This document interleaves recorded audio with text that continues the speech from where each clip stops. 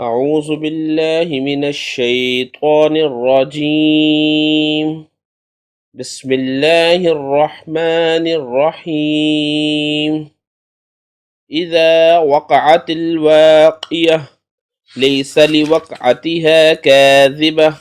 خافضة رافعة إذا رجت الأرض رجا وبست الجبال بسا فكانت هباء منبثا وكنتم أزواجا ثلاثة فأصحاب الميمنة ما أصحاب الميمنة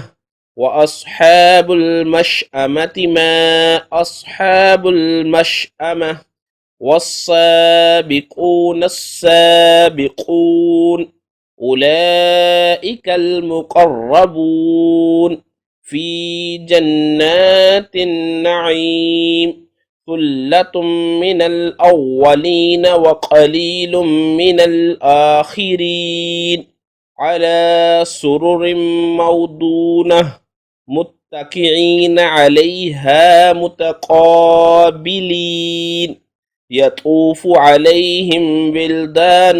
مخلدون بأكواب وأباريك وكأس من معين لا يصدعون عنها ولا ينزفون وفاكهة مما يتخيرون ولحم طير مما يشتهون وحور عين كأمثال اللؤلؤ المكنون جزاء بما كانوا يعملون لا يسمعون فيها لغوا ولا تأثيما إلا قيلا سلاما سلاما وأصحاب اليمين ما أصحاب اليمين في سدر مخضود وطلح مندود وظل ممدود وماء مسكوب وفاكهة كثيرة لا مقطوعة ولا ممنوعة وفرش مرفوعة إنا أنشأناهن إنشاء فجعلناهن أبكارا عربا أترابا لأصحاب اليمين ثلة من الأولين وثلة من الآخرين وأصحاب الشمال ما أصحاب الشمال في سموم وحميم وظل من يحموم لا بارد ولا كريم إنهم كانوا قبل ذلك مترفين وكانوا يصرون على الحنث العظيم وكانوا يقولون أئذا متنا وكنا ترابا وعظاما أئنا لمبعوثون أو آباؤنا الأولون قل إن الأولين والآخرين لمجموعون إلى ميقات يوم معلوم ثم إنكم أيها الضالون المكذبون لآكلون من شجر من زقوم فمالئون منها البطون فشاربون عليه من الحميم فشاربون شرب الهيم هذا نزلهم يوم الدين نحن خلقناكم فلولا تصدقون أفرأيتم ما تمنون أأنتم تخلقونه أم نحن الخالقون نحن قدرنا بينكم الموت وما نحن بمسبوقين على أن نبدل أمثالكم وننشئكم فيما لا تعلمون ولقد علمتم النشأة الأخرى فلولا تذكرون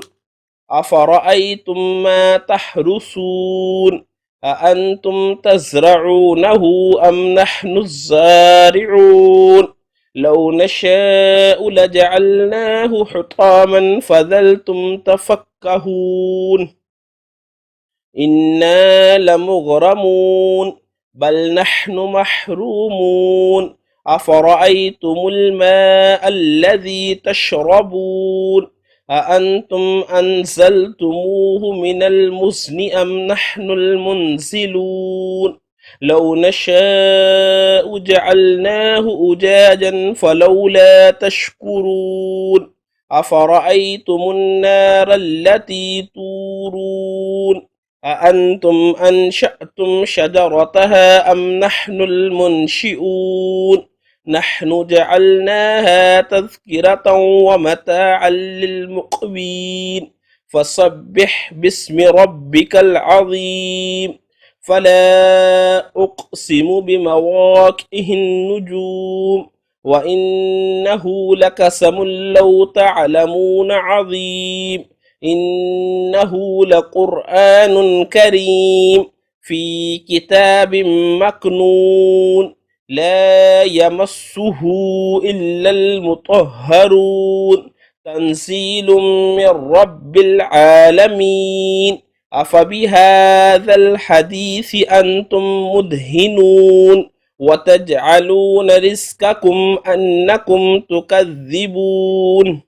فلولا إذا بلغت الحلقوم وأنتم حينئذ تنظرون ونحن أقرب إليه منكم ولكن لا تبصرون فلولا إن كنتم غير مدينين ترجعونها إن كنتم